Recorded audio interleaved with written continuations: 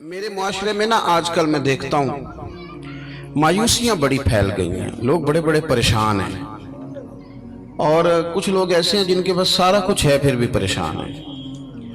آزمائشوں نے ہمیں گھیر لیا ہے، جگہ جگہ ہم تکلیف میں ہیں، آزمائش میں، اور میں دیکھتا ہوں کہ وہ ڈپریشن اتنا زیادہ ہے، انجانا سا خوف ہے، پتہ نہیں کیا بن جائے گا۔ کچھ لوگ بلا وجہ سہمے ہوئے ہیں، میرے پاس پیسے کوئی نہیں، میں تھوڑا بیمار ہو گیا ہوں، میں کمزور پڑ گیا ہوں۔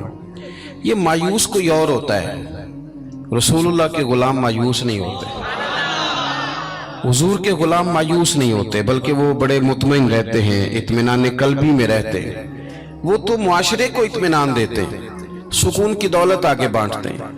آپ جب آہستہ آہستہ مایوس ہونے لگ جائیں گے، پیچھے تھک وہ بندہ نہیں جاتا جس کا جسم تھکتا ہے، تھک وہ جاتے ہیں جن کے اعصاب تھک جاتے ہیں، جن کا ذہن تھک جاتا ہے۔ جو لوگ فکری طور پہ کمزور پڑ جاتے ہیں نا، میں بیمار ہوں تو شاید کبھی تندرست نہیں ہوں گا، میں کمزور ہوں، غریب ہوں تو پتہ نہیں کبھی امیر نہیں ہوں گا، میں پتہ نہیں مطلب پیچھے میں نے رہنا ہے، یہ میرے ساتھ کبھی کوئی شاید وفا کرے گا ہی نہیں، ہم نا ذہنی طور پہ تھک جاتے ہیں۔ رسول کریم علیہ السلام نے جو چیز ہمیں سب سے زیادہ دی ہے وہ امید کی دولت ہے، امید کی دولت۔ امید کبھی امید نہ ٹوٹنے پائے ہماری، اچھا سوچیں، اچھا گمان کریں، آنے والے وقت کے بارے میں خیر کی امید رکھیں۔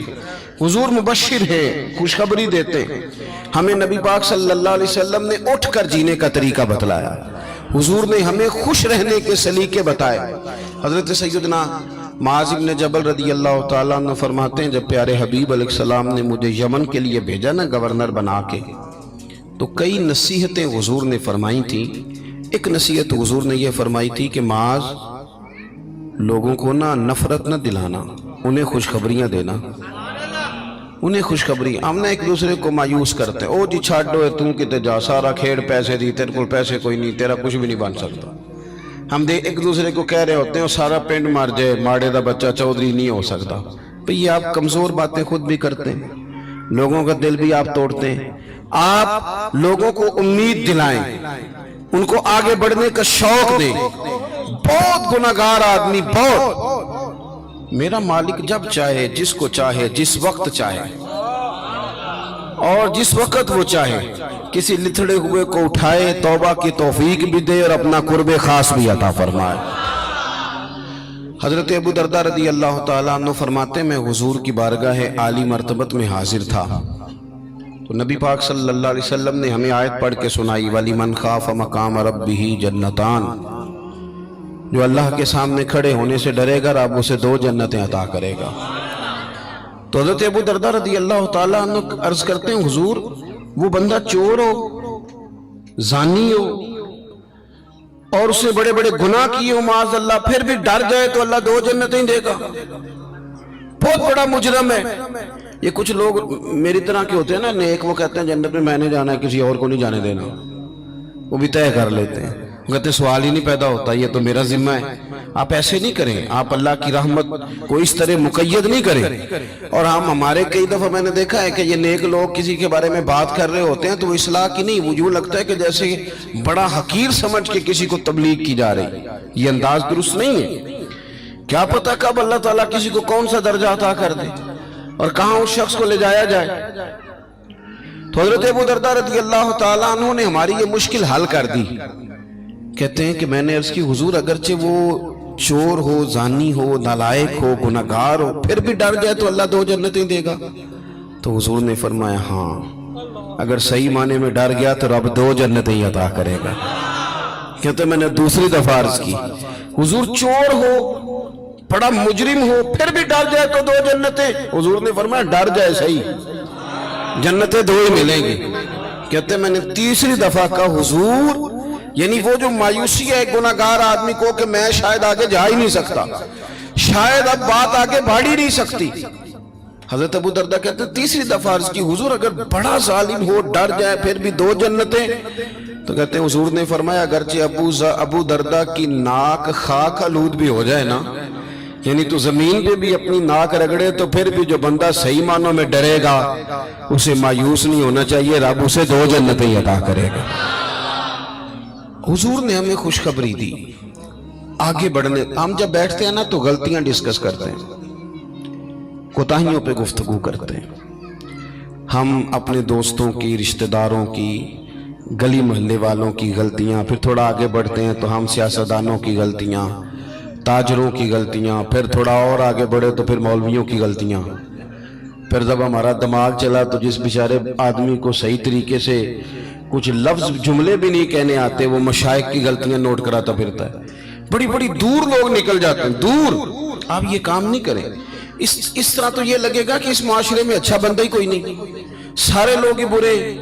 इस तरह तो फिर लोगों का एक दूसरे के बारे में दिल सख्त हो जाएगा, रवैये कठिन हो जाएंगे हमारे। हाँ, एक दूसरे की जो देखिए ना, हुजूर ने क्या फरमाया, फरमाया उज़्कुरू महासिन मौताकुम। तुम में से जब कोई बंदा दुनिया से जाए तो उसकी अच्छी अच्छी बातों का जिक्र करो। उसकी जो, इसका मतलब ये है कि हर बंदे में कोई अच्छी बात है ना। हुजूर ने फरमाया अच्छाइयों का जिक्र करो, तुम जमीन पर अल्लाह के गवाह।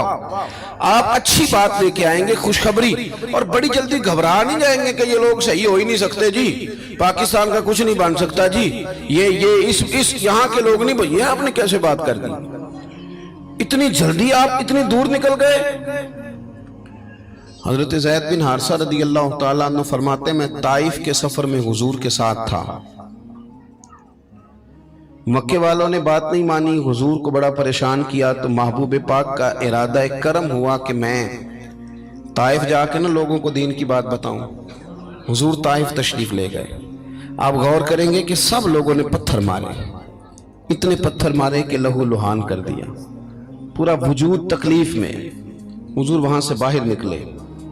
किस कदर इंसान को गुस्सा, हमारे यहाँ तो जनाब गुस्सा सिर्फ वो उस बंदे से हम राजी होते हैं जो हमारी मर्जी के मुताबिक चले, बाकी हम किसी से राजी हो जाएं ये सवाल ही नहीं पैदा होता। इन सब लोगों ने पत्थर मारे, रोड़े मारे।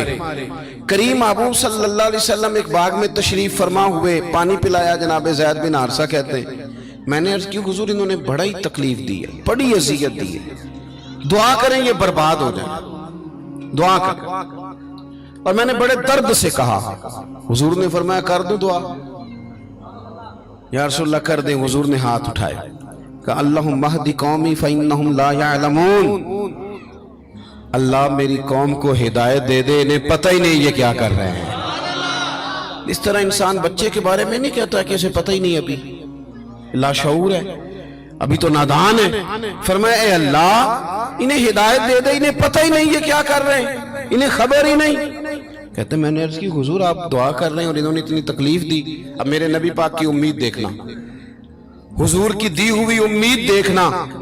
अल्लाह के रसूल फरमाने लगे, ज़ैद क्यों हम इनकी तबाही के लिए दुआ मांगे, अगर ये आज हमारी बात नहीं मानते, कलमा नहीं पढ़ते, तो मुझे उम्मीद है इनकी आने वाली नस्लें कलमा पढ़ जाएंगी। अगली नस्ल से उम्मीद लगा लेते हैं, आगे बढ़ जाते हैं, थोड़ा आगे निकल। मायूस हो जाना, परेशान हो जाना, कमजोर पड़ जाना, काम छोड़ जाना, ये थके मांदे लोगों का तरीका है।